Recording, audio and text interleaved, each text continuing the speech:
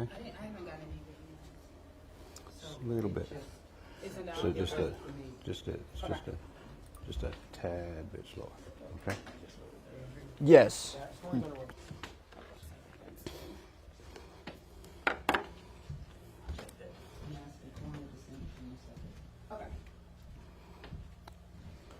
Well, hello everyone. It is digital host AJ Wiest, and Tuskegee University officials are following up in a press conference right now, following up on the shooting over the weekend that left 1 fatally killed and 16 injured.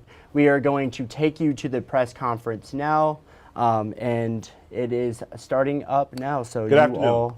I'm Mark Brown, President and CEO of Tuskegee University. I would like to share an update concerning actions that we have taken since the shooting that took place on our campus in the early morning hours of last Sunday, November 10th, and then I will take a few questions.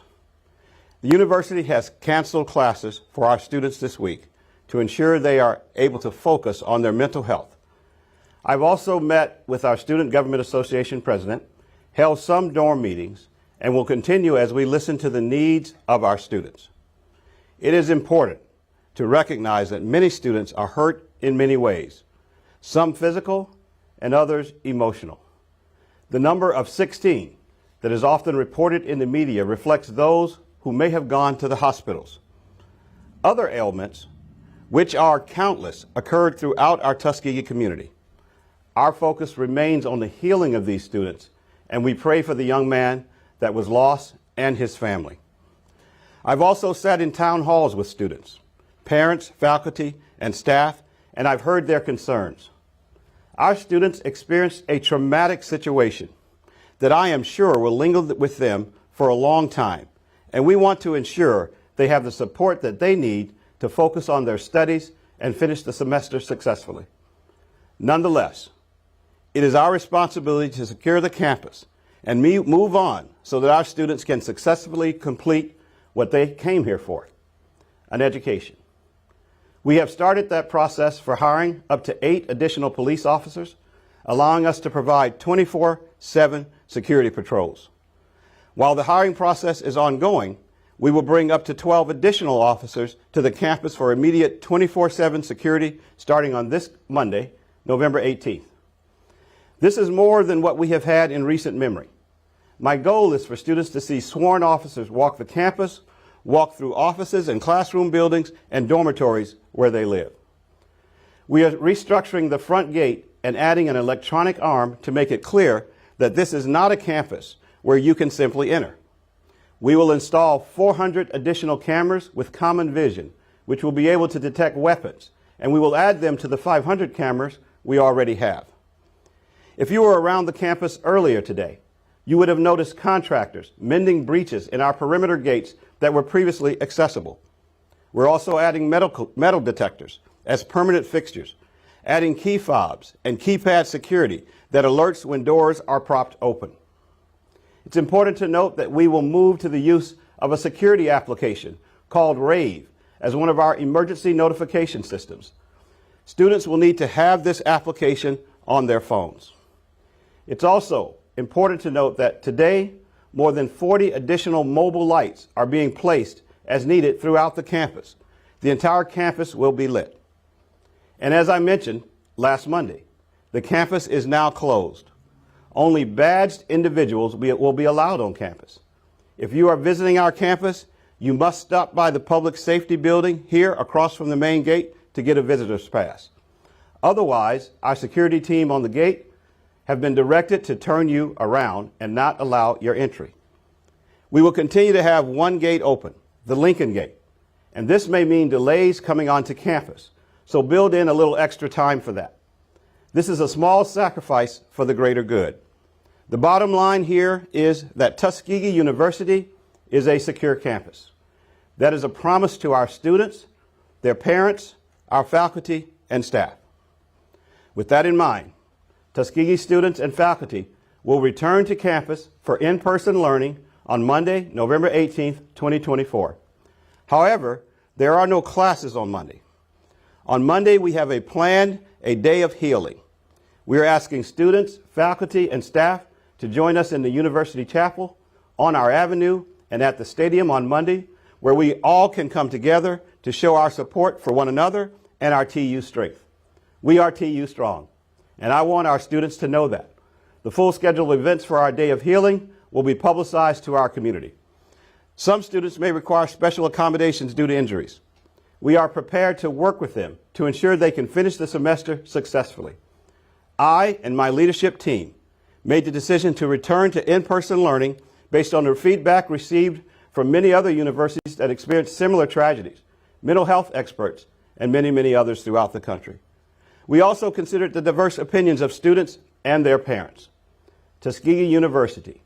We are as strong as the bricks our students use to build the buildings over 100 years ago, buildings that still stand today.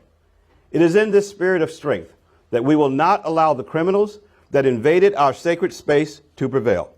We will continue to take care of and educate our students.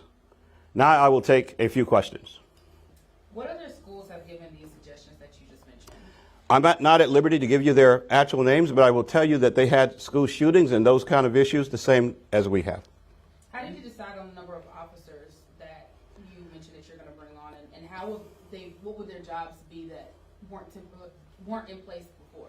So we decided based on the size of our campus, the number of buildings that we have on campus, and the need to be 24/7. So we're operating 2 shifts. What we are asking them to do is to parade by foot, to go around the campus, check the doors, go through buildings, check through dormitories, and do that. We have not done that 24/7 in the past. We've had a more scaled down version. Now, and with the number that I suggested, we will do that 24/7. Okay, next. I was going to say, you mentioned metal detectors. Can you kind of give us an idea of where those would be and what kind of areas you plan on placing those? Well, I don't want to give you all of the exacts, but I will tell you in anywhere where there's a large gathering, we will have metal detectors. On your entry point, there will be metal detectors. If you come into the campus, you'll go through a metal detector or a metal wand. So we will use them strategically. Some of them will be mobile. In other words, if we have big crowds going to a certain place, we may use them there. And how would the cameras be able to detect any weapons that may be on individuals who are on campus? Well, with today's automation, the cameras, along with the other systems that we're talking about, and I'll give you an example, can detect on loud noises that sound like gunfire, and then alert to our control systems so that we might respond in the event we were not where that gunfire was. Cameras can also read tags to tell us who comes in and comes out and record those kinds of things. So we believe, like many others who are in the security business, that the use of cameras with the modern technology is exactly how we can take 24/7 vision of our campus and the critical elements. Can you give us an update on the criminal investigation?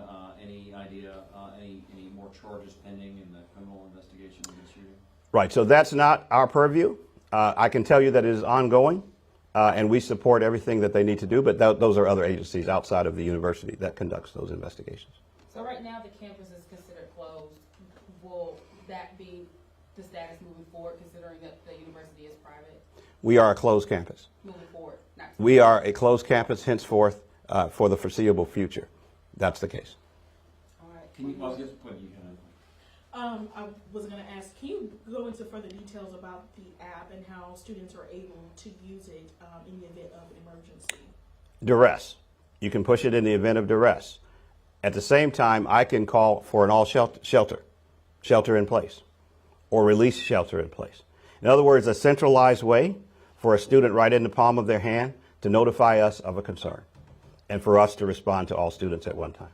When will classes resume? Classes will resume on Tuesday. We will be back in full force on Monday, but that, as I said earlier, is a day of healing. All right, that's it, Oh, everybody. just one other question. Monday, I understand that you dismissed the chief of security. Was there an update in So you have a news release on that. You do? Mhm. Okay. Mhm. All right. I do have one other question that I just have to ask. I know that you're only in this role for the last few months, and that there were probably things that were in place before you came into your current role. But what was your understanding of what campus security was like before Saturday? So what I would tell you is our posture for campus security before Saturday would have been a routine campus security for a university. We had guards at our gates. We had people that were being checked. That's not the issue at all. It's important to note that we were invaded by criminals. who thought with a criminal mind, well beyond what you would think on a campus for security. So what we're doing is in response to the world that we have right now, where guns and proliferation of guns are an issue for us on our campus. So that's what I can tell you, ma'am. And I just have to ask this. I just have to ask this for the students. Cody, that's it, honest. Thank you, everybody. Thanks, everyone. Have a good day.